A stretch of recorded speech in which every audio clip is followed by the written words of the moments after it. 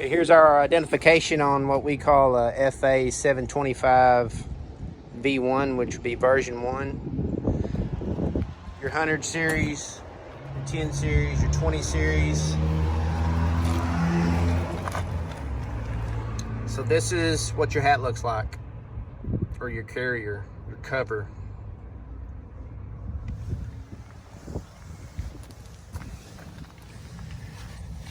Here's your Carraro tag.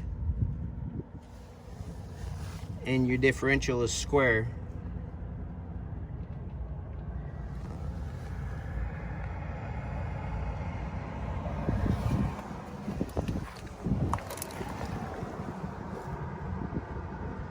So we always start with the cover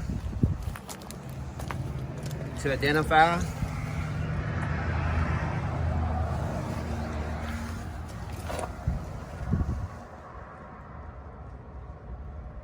And this is also what we would consider a thin cover.